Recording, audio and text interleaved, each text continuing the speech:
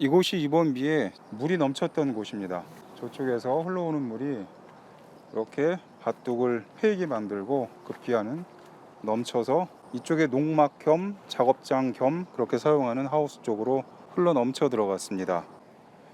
이쪽에서 물이 넘쳐 흘러 들어오는 바람에 이 하우스 안 바닥이 이렇게 살짝 디딜 수도 없을 정도로 완전히 수렁이 됐습니다.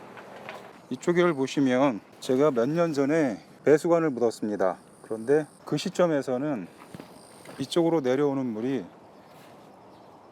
이 오른쪽에 보이는 이 부분이 거의 다였습니다. 그런데 올해는 이 왼쪽에 보이는 이쪽 도랑에서 엄청난 양의 물이 흘러내려왔습니다. 그 이유를 살펴보자면 올해 저 위쪽에 농사를 새로 하시는 분이 새롭게 배수로를 냈는데 제가 어렸을 때부터 계속 있었던 배수로의 방향과 다른 방향으로, 다시 말씀드리자면 이쪽 방향으로 흘러내리게 물길을 바꿔놨습니다.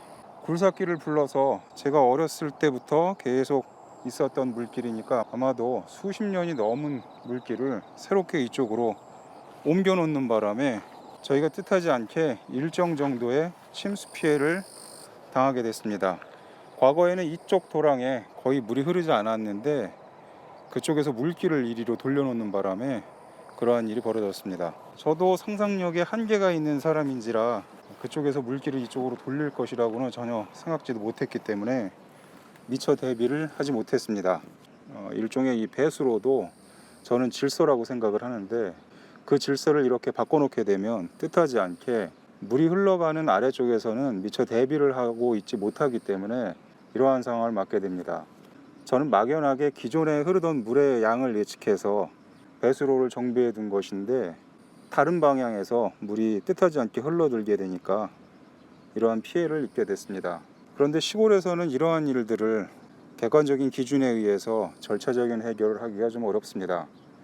대부분 다 서로 아는 사람들이고 그리고 또 계속해서 얼굴을 마주해야 하기 때문에 행정 절차를 통해서 제3자의 판단을 받기가 어려운 부분이 많아서 이러한 일들이 간혹 벌어지게 되는데, 비단 이러한 배수로 작업뿐만 아니라 다른 일을 하실 때에는 주변 상황과 기존의 질서에 크게 어긋나지 않게 그렇게 하셨으면 좋겠습니다. 뜻하지 않게 제3자가 어처구니 없는 피해를 입는 경우가 이렇게 왕왕 발생하기도 합니다. 이쪽도 이번 장마에 배수로가 넘쳤습니다. 제가 이쪽 밭둑을 꽤나 높게 다져놨었는데 여지없이 무너지고 그 위로 많은 양의 물이 이렇게 흘러 넘쳤습니다. 이 부분도 역시 요 아래쪽에 배수로를 막고 어느 분이 출입구를 만드는 바람에 그쪽의 배수로가 완전히 막히게 되는 결과를 낳게 되었습니다. 그래서 이쪽으로 물이 엄청나게 많이 고이는 바람에 결국에는 이 밭둑을 넘쳐 흐르게 된 것입니다. 사실 제가 농사 짓고 있는 이쪽 지역이 전업으로 농사일을 하시는 분은 없습니다. 대형차 끌고 다니고 그리고 골프 치러 다니고 이런 분들이 대부분이라서 농사에 별 뜻이 없거니와 전문성도 상당히 떨어지고, 그리고 이러한 부분에서 서로 좀 배려하고 상황을 맞춰가는 일에 대해서 거의 관심이 없습니다. 장마철이 되면 이쪽에서 물이 엄청나게 많이 쏟아지는데 제가 매년 밭둑을 정비하느라고 상당히 고생을 합니다.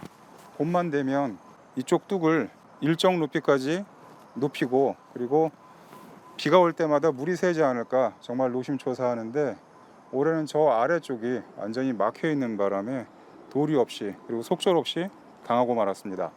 이런 것들은 선후 관계가 확실한 일종의 인재라고 볼 수가 있습니다. 여기뿐만 아니라 다른 곳에도 물이 넘치고 배수로가 막히고 그런 곳들이 몇 군데 있는데 비 피해 때문에 사망 사고가 발생하고 이재민들이 속출하는 상황에서 작은 일들을 제가 언급하는 것은 옳지 않고, 다만 이렇게 이웃끼리 본의 아니게 서로 피해를 만드는 일은 좀 피했으면 하는 게 제 바람입니다. 야, 니넨 또 시커멓고 자는 거야?